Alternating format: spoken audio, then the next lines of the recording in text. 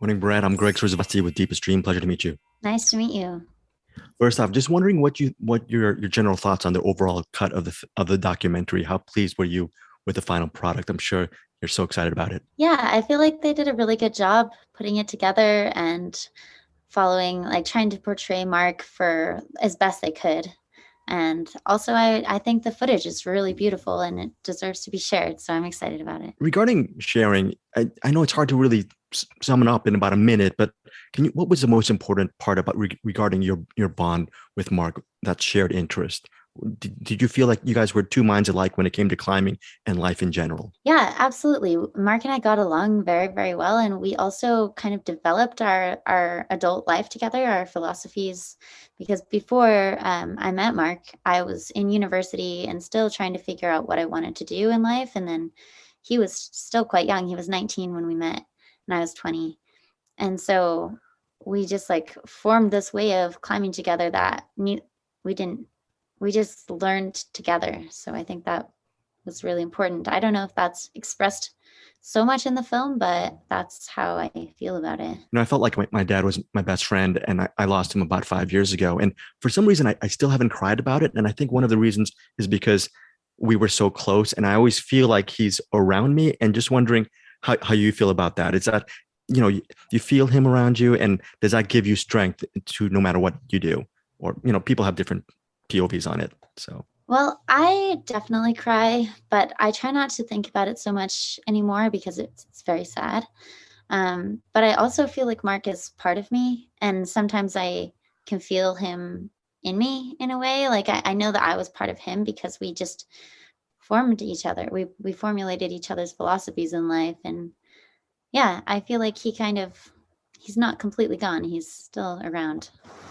My final question to you is, after watching this documentary, I was so inspired by it. And when people ask you, I'm this age and I'm out of shape, and what's the first step in starting how to climb and climbing if they want to really join the community and they're feeling like a million steps behind?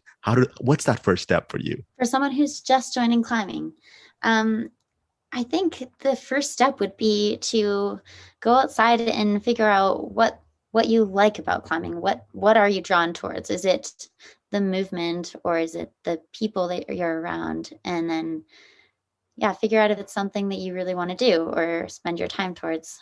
Really appreciate your time. Thank you so much.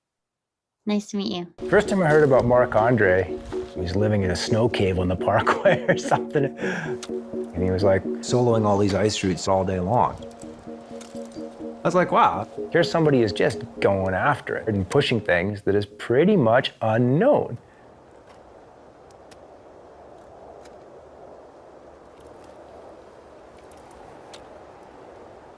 Ice climbing solo, it's something not many people do. You're climbing frozen water with just a few centimeters of your ice tools and crampons in the ice.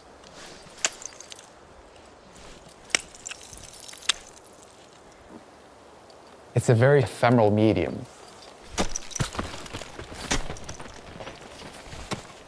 Climbing something that wasn't there maybe a few weeks earlier, and that might not be there sometimes the next day if the thing you're climbing on decides to collapse.